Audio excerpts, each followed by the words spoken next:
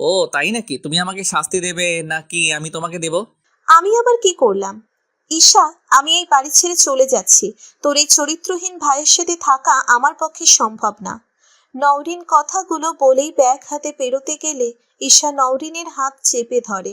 কাল রাতে ইসরাক আর নওরিনের মাঝে বেশ রাগারাগি হয়।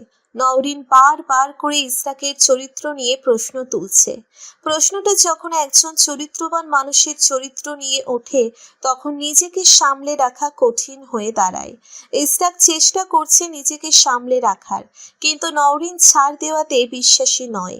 সে তো নিজের মতো করে অভিযোগ করেই যাচ্ছে, আপনি আপনার প্রেগনেন্ট কফকে বিয়ে করে ফেলুন, ডিভোর্স আমি দিয়ে দিব। ইসরাক ভ্রু কুঁচকে উত্তর দেয়, কি বললে? আমি হিন্দি সিরিয়ালের সাইড নায়িকার মতো নায়ককে নিয়ে অন্য মেয়ে মানুষের সাথে কামড়াকামড়ি করতে পারবো না। আর আপনার মতো চরিত্রহীন লম্পটের জন্য তো একদমই নয়। ইউ।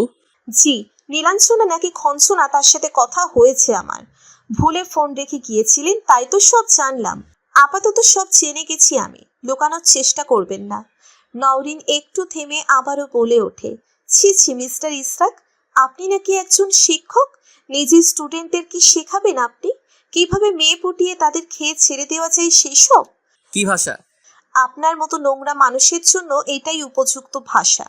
ইসরাক আর নিজেকে সামলাতে পারে না, ঠাঁটিয়ে একটা চর মেরে দেয় তার গালে। নীলাঞ্জনা কি তোমায় বলেছে বাচ্চাটা আমার? Then who the hell are you? আমার চরিত্র নিয়ে প্রশ্ন তোলার সাহস কি করে হয় তোমার? কতটুকু চেনো তুমি আমায়? আপনার কফির পেটে আপনার বাচ্চা থাকবে না তো কি ভূতের বাচ্চা থাকবে? আবার সেই বাচ্চা নষ্ট করার কথা বাচ্চার ভূত বাবাকে না বলে আপনাকে বলবে? আমাকে দেখে কি মনে হয় আমি ঘাস খাই? তুমি আসলে ঘাস খাও কিনা সে ব্যাপারে আমার সন্দেহ আছে। কতটা নোংরা আপনি! সব জানার পরও আমার কাছে সবকিছু অস্বীকার করে সাধু সাজছেন। ইসরাক অসহায় দৃষ্টিতে তাকায় নওরিনের দিকে। বাচ্চা আমার নয়, আমি সব বুঝিয়ে বলছি। নওরিন কোনো কথা শুনতে চায় না। আমি থাকবো না আপনার সাথে।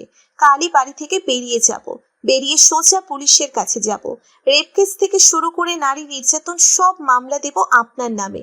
বাকি জীবন জেলেই কাটাবেন। আপনাকে আপনার উপযুক্ত শাস্তি দিয়েই যাব। রাগে গজগজ করতে করতে কথাগুলো বলে নওরিন। ইসরাক এবার আরো রেগে যায়। চিনচিন করে মস্তিষ্কের রক্ত প্রবাহ বাড়তে থাকে। ইসরাক কিছু বলার আগে নওরিন এবার কাঁদতে শুরু করে। ছলাকলা তোমাদের মতো মেয়েদের কাছ থেকে শেখা উচিত কি করে পুরুষ মানুষের মাইন্ড ডাইভার্ট করতে হয়, তার একটা কোচিং ক্লাস শুরু করো। কি বললেন? তোমার অতীতের সব রেকর্ডই আমার জানা। কি বললেন? Get out. কি? বাড়ি যাওয়া নাকি যাও, বেরিয়ে যাও। আমার চোখের সামনে যেন তোমাকে না দেখি। নওরিন অবাক চোখে তাকিয়ে আছে। ইসরাক বিছানা থেকে বালিশটা নিয়ে ঢিল মারে নওরিনের দিকে। বের হও, আমি ঘুমাবো। বিন্দু মাত্র মায়াদয়া নেই আপনার শরীরে? এইসব পাগলা ঘোড়ার মতো মানুষের সাথে আমিও থাকতে চাই না। চাই না, আপনার বালিশ আপনি রাখুন, রাক্ষস একটা। নওরিন বালিশটা আবারও ইসরাকের দিকে ছুঁড়ে মারে। তারপর ছুটে ঘর থেকে বেরিয়ে যায়। ঈশার দরজার সামনে দাঁড়িয়ে আছে নওরিন। অনেক রাত হয়েছে, হয়তো ঘুমিয়েও গেছে, কিন্তু না ডেকে উপায়ও নেই। দরজায় দুইবার নক করতেই ঈশা দরজা খোলে। নওরিন কাঁদতে কাঁদতে ঈশাকে জড়িয়ে ধরে। সে রাতে দুজন একসাথেই ঘুমোয়। সকাল সকাল নওরিন জামা কাপড় পরে তৈরি হয়। এই কয়দিন নওরিন শাড়ি পরলেও আজ সালোয়ার কামিজ পরেছে। নওরিন ব্যাগ হাতে ঘর থেকে বের হতে হতে ঈশাকে বলে ওঠে, ঈশা, আমি এই বাড়ি ছেড়ে চলে যাচ্ছি।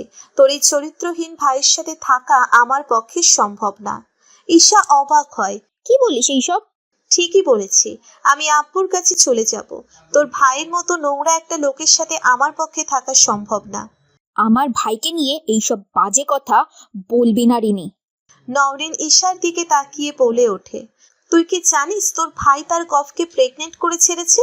এখন বাধ্য করছে অ্যাবর্শনের জন্য। মেয়েটার না জানি কি অবস্থা হয়েছে।